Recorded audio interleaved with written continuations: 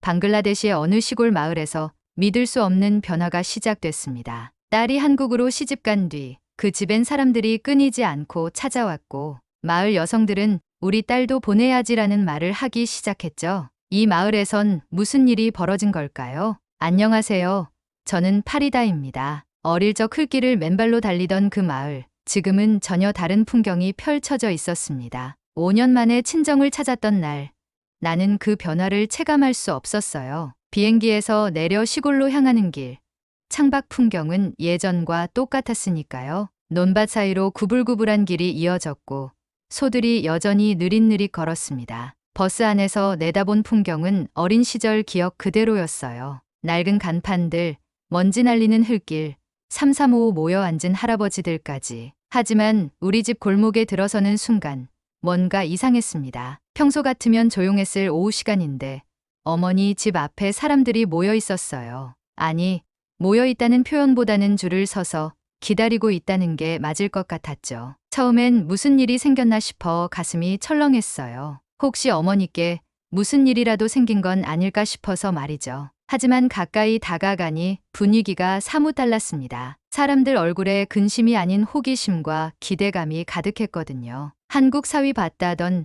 그 어머님 집 아니에요? 딸이 한국에서 왔다면서요? 한 아주머니가 흥미진진한 표정으로 물었습니다. 그러면서 내 옆에 서 있던 민혁을 힐끔힐끔 쳐다봤어요. 나는 당황스러웠지만 정중히 인사했습니다. 그러자 주변에서 웅성거림이 시작됐죠. 저 사람이 한국 사위를 둔 집 딸이야. 진짜 한국 사람이네. 한국말도 할 수 있나 봐. 이런 소리들이 사방에서 들려왔어요. 더 놀라운 건 사람들의 시선이었습니다. 예전에 마을에 돌아왔을 때와는 완전히 달랐거든요. 그때는 그냥 파리다 왔네 하고 말았는데 이번엔 마치 연예인이라도 온 것처럼 쳐다보는 거예요. 특히 민혁을 보는 시선이 더욱 강렬했어요. 호기심 반, 부러움 반이 섞인 그런 눈빛이었죠. 이상했습니다. 우리 마을은 열흘이면 모든 소식이 다 퍼질 정도로 작은 곳이에요. 누가 언제 어디 갔는지, 누구네 집에 무슨 일이 있었는지 다 알 수 있는 그런 마을이죠. 그런데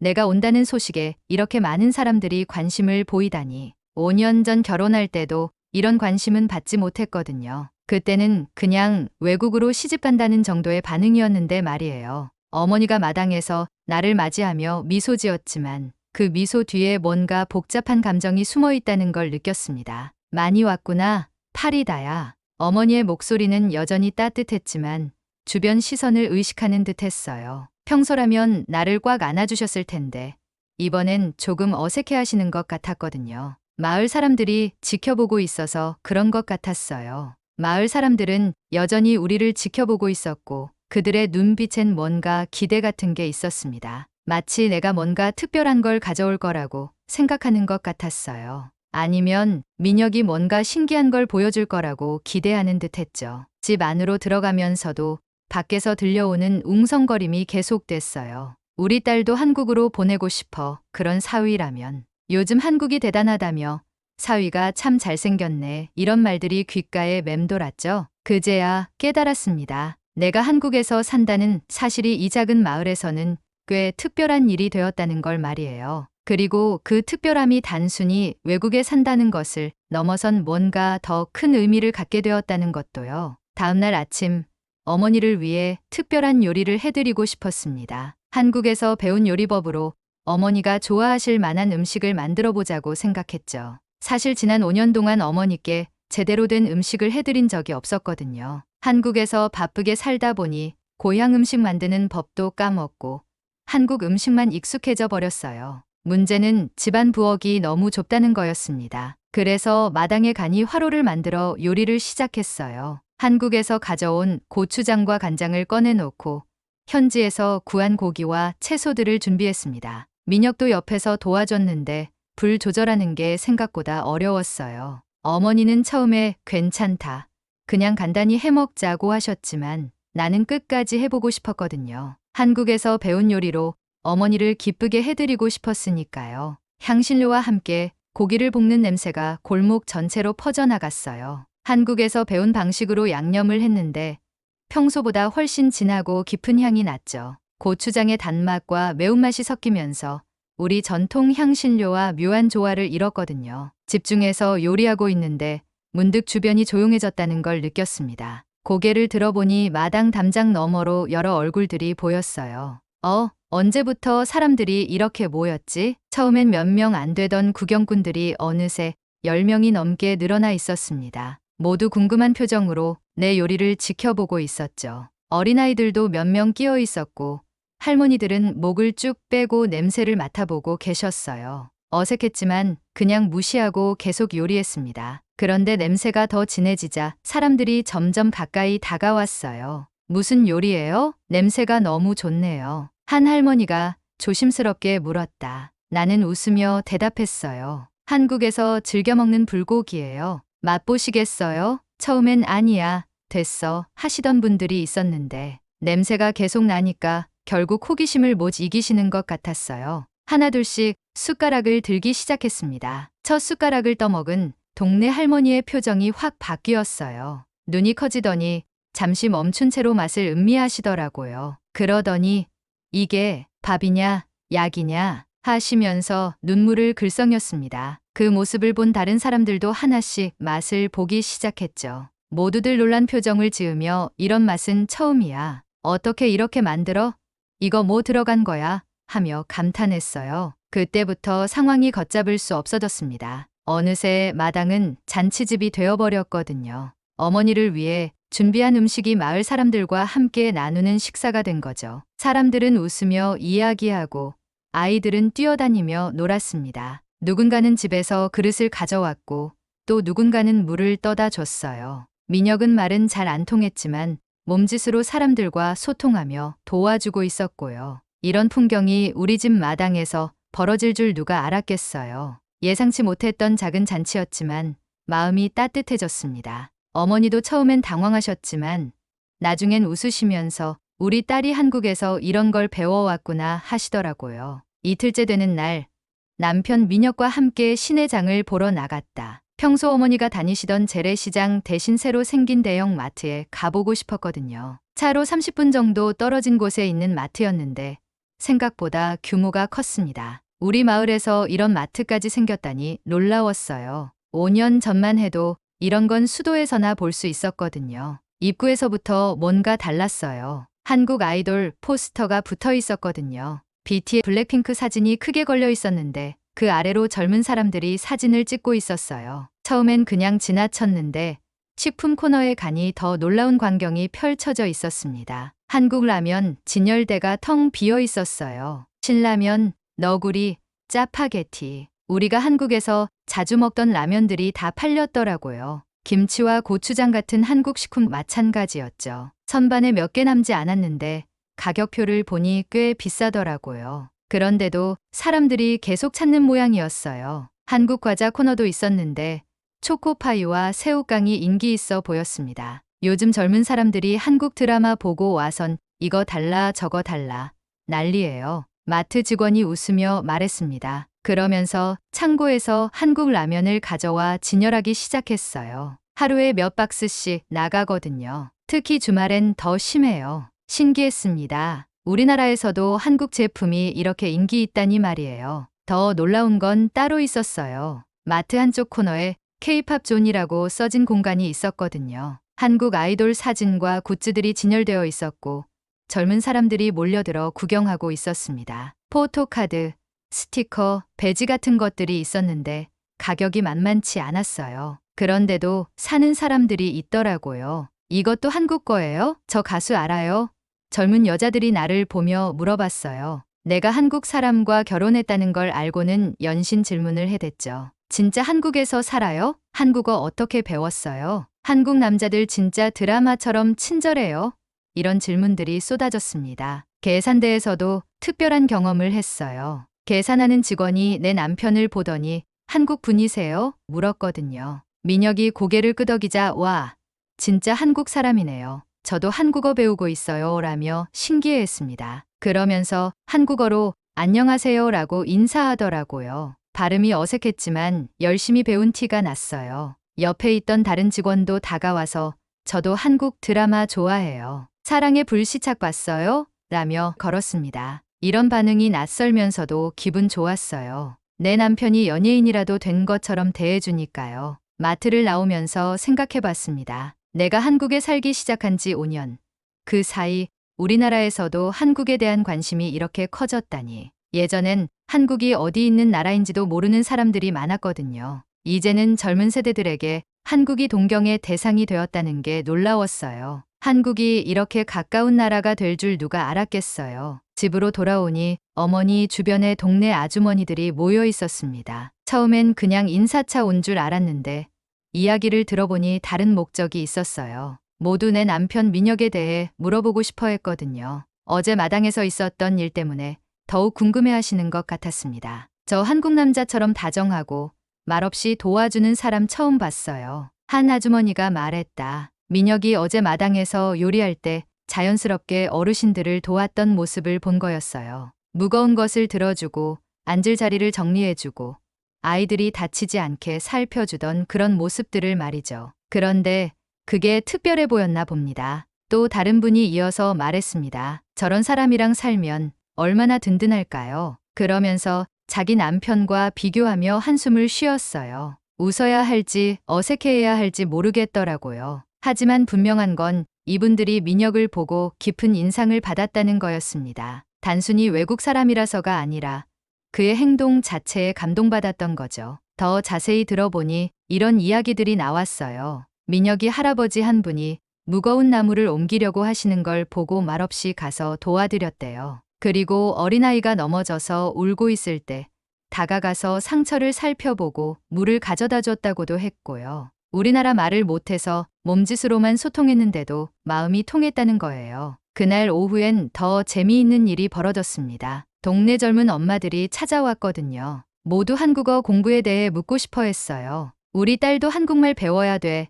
한국어 학원이 어디에 있나요? 얼마나 오래 배워야 해요? 이런 질문들이 쏟아졌습니다. 갑자기 한국어 교육 상담사가 된 기분이었어요. 한 엄마는 진지하게 말했어요. 정말 한국 남자들이 다 저렇게 착해요? 나는 웃으며 대답했죠. 사람마다 다르지만 한국에서는 가족을 소중히 여기는 문화가 있어요. 그리고 어른을 공경하는 마음도 강하고요. 그러자 모두들 고개를 끄덕였습니다. 그래서 저렇게 자연스럽게 도와주는구나 하면서 말이에요. 그런데 한 아주머니가 솔직하게 털어놓더라고요. 사실 처음엔 한국 드라마나 음식 때문에 관심 있었는데 어제 직접 보니까 완전히 달라졌어요. 진짜 사람이 착하더라고요. 다른 분들도 동감한다며 고개를 끄덕였어요. 우리 남편들은 집안일 도와달라고 해도 귀찮아하는데 어느새 우리 집은 한국 문화 상담소가 되어버렸어요. 한국어 배우는 방법부터 한국 남자와 결혼하는 방법까지 온갖 질문이 쏟아졌거든요. 한국 사람들은 어떻게 그렇게 부지런해요?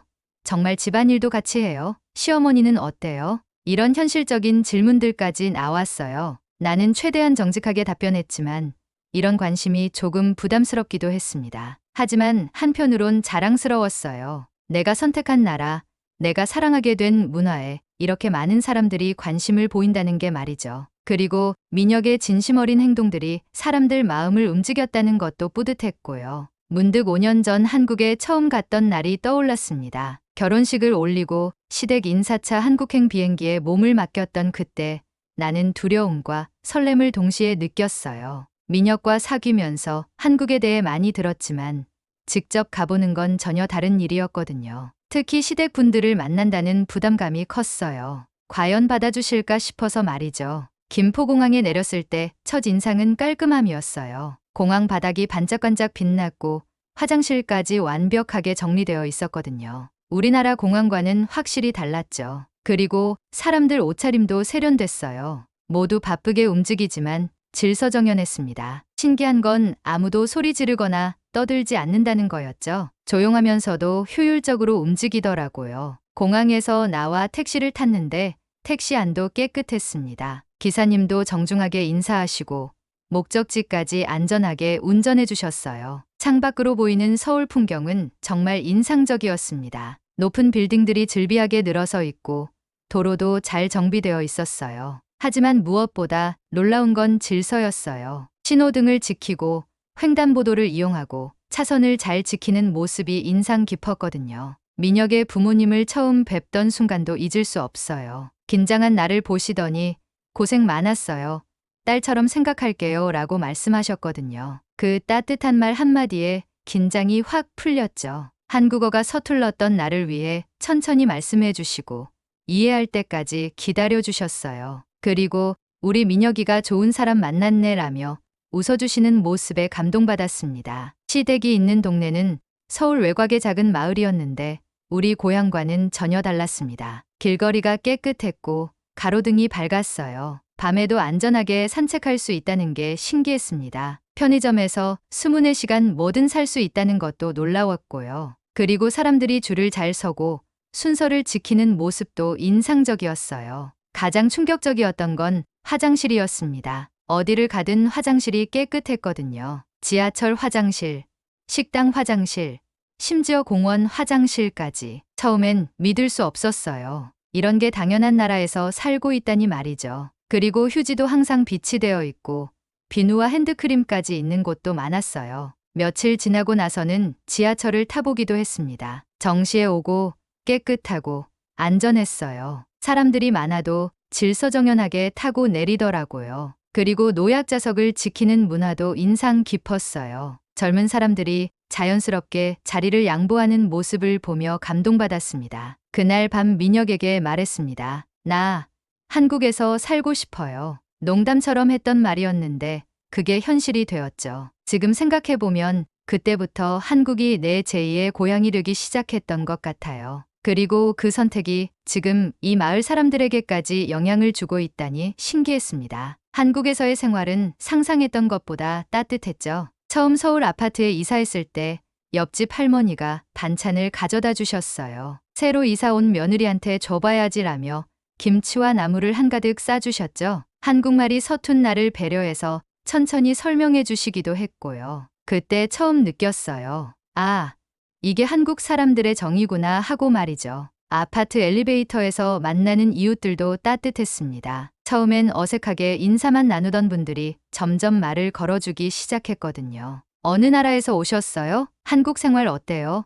이런 관심 어린 질문들을 해주셨어요. 그리고 한국 생활에 필요한 정보들도 알려주셨죠. 어디서 장을 보면 좋은지, 병원은 어디가 좋은지 이런 것들 말이에요. 아파트 단지 안에서 만나는 아이들도 특별했습니다. 처음엔 외국인이라며 신기해하던 아이들이 금세 누나라며 인사하기 시작했거든요. 학교 가는 길에 만나면 안녕하세요라며 정중하게 인사하는 모습에 감동받았어요. 이런 교육을 받고 자라는 아이들이라니 대단했죠. 그리고 가끔 영어 숙제 도와달라고 하는 아이들도 있었어요. 내가 도와줄 수 있다는 게 기뻤습니다. 명절 때는 더욱 놀라웠어요. 민혁의 사촌형이 생일 선물을 들고 찾아왔죠. 이제 한 가족이지라며 웃으시더라고요. 처음엔 외국인인 게 어색했다고 하시면서도 지금은 진짜 가족처럼 대해주신다고 했어요. 그런 마음이 너무 고마웠습니다. 그리고 명절 음식 만드는 법도 차근차근 가르쳐 주셨어요. 동네 마트 아저씨도 기억에 남아요. 처음엔 한국말이 서툰 나를 보고 당황하셨는데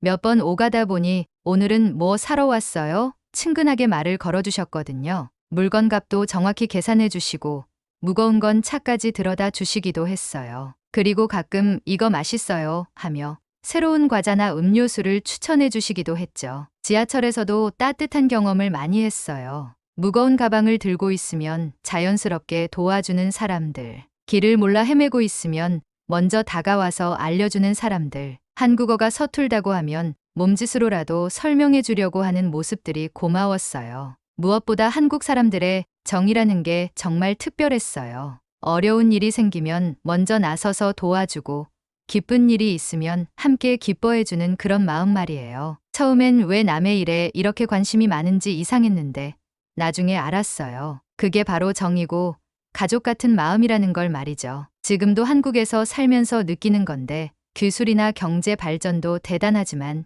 진짜 자랑할 건 사람들 마음이에요. 서로를 챙기고 배려하는 그런 따뜻함이 한국을 특별한 나라로 만드는 것 같습니다. 그래서 내가 이 나라를 사랑하게 된 거고 우리 마을 사람들도 한국에 관심을 갖게 된 게 아닐까 싶어요. 한국으로 돌아가기 전날 밤 어머니와 오랜 시간 이야기를 나눴습니다. 마당에 앉아 별을 보며 지난 5년간의 이야기를 했어요. 어머니는 처음 내가 한국으로 떠날 때 얼마나 걱정했는지 털어놓으셨습니다. 딸이 외국으로 시집가면 언제 볼 수 있을까 싶었어라며 말이죠. 그때는 정말 멀게만 느껴졌다고 하셨어요. 처음엔 한국이 어떤 나라인지도 잘 몰랐어. 그냥 딸이 좋아하는 사람이 있는 곳이라고만 생각했지. 어머니가 솔직하게 말씀하셨어요. 그러면서 내가 보내온 사진들을 보며 조금씩 한국에 대해 알게 되었다고 했습니다. 깨끗한 거리, 높은 빌딩들, 그리고 무엇보다 내가 행복해하는 모습들을 보면서 안심하게 되었다고요. 그러면서 이런 말씀을 하셨어요.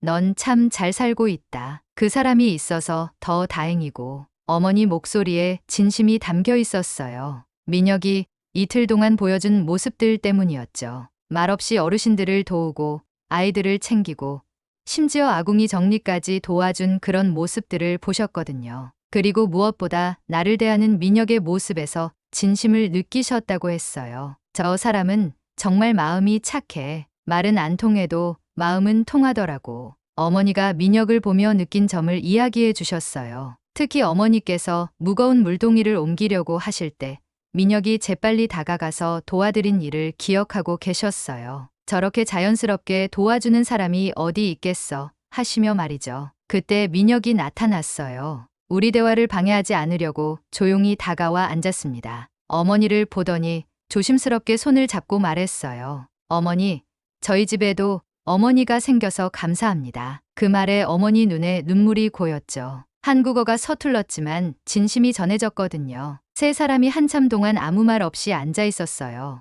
마당 너머로 해가 저물어가고 있었고 저녁 바람이 살짝 불었습니다. 그 순간이 참 평화로웠어요. 말이 없어도 서로의 마음을 다 알 수 있는 그런 시간이었거든요. 멀리서 모스크에서 기도 시간을 알리는 소리가 들려왔고 어디선가 아이들 웃음소리도 들렸습니다. 어머니가 먼저 입을 열었어요. 파리다야, 너는 좋은 사람을 만났다. 그러면서 민혁을 보며 우리 딸 잘 부탁해요 라고 하셨죠. 민혁은 제가 더 많이 배우고 있습니다 라며 고개 숙여 인사했어요. 그 모습을 보며 어머니가 미소 지으셨습니다. 한국에서도 이런 마음으로 살고 있구나 싶어서 안심이 돼. 어머니가 내 손을 잡으며 말씀하셨어요. 멀리 있어도 마음만은 가까이 있다는 걸 느꼈어. 그 말에 내 마음도 뭉클해졌습니다. 5년 동안 떨어져 살면서 어머니가 얼마나 외로우셨을지 생각하니 미안한 마음이 들었거든요. 그날 밤 잠들기 전까지 마음이 따뜻했습니다. 내가 선택한 삶이 옳았다는 확신이 들었거든요. 그리고 어머니도 이제 안심하고 계신다는 걸 느꼈어요. 가족이 떨어져 살아도 마음은 하나라는 걸 그날 깨달았습니다. 마지막 날 아침, 마을 사람들이 우리를 배웅하러 나왔다. 생각보다 많은 분들이 모였어요. 어제까지도 이렇게 될 줄 몰랐거든요. 모두들 손에 뭔가씩 들고 나오셨어요. 과일, 과자, 심지어 손편지까지 가져오신 분도 있었습니다. 마치 마을 잔치라도 벌어진 것 같은 분위기였어요. 다음엔 그거 더 가져와요 라며 웃으신 할머니. 한국 라면 말씀이었어요. 우리 딸이 지금 한국어 학원 다녀요 라며 자랑하는 아주머니. 모두들 한국에 대한 관심이 정말 컸어요. 5년 전과는 완전히 달라진 분위기였죠. 그때는 그냥 잘 다녀와 정도였는데 이번엔 마치 한국 문화 대사라도 보내는 것 같았어요. 한 젊은 엄마가 다가와서 정말 한국어 배우면 기회가 많아져요? 라고 물었어요. 나는 고개를 끄덕이며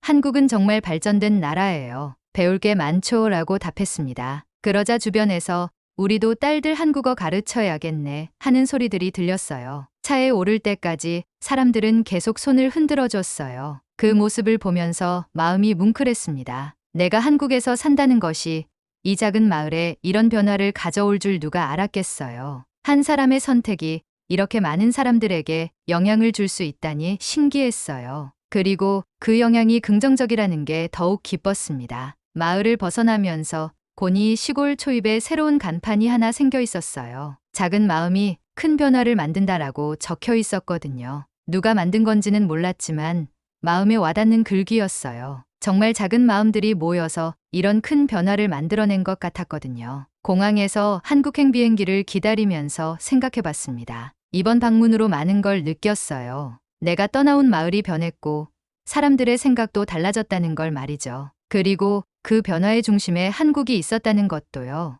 한국의 문화와 사람들의 따뜻함이 이렇게 멀리까지 전해졌다는 게 놀라웠습니다. 비행기 안에서 창밖을 내다보며 생각했어요. 내가 두 나라를 잇는 다리 역할을 하고 있다는 걸 말이죠. 한국의 좋은 점들을 고향에 전하고 고향의 따뜻함을 한국에 가져가는 그런 역할을요. 그리고 그것이 내가 할 수 있는 가장 의미 있는 일이라는 생각이 들었습니다. 서울집에 도착했을 때 시댁 가족들이 반갑게 맞아주셨어요. 어머니 안녕하셨어요?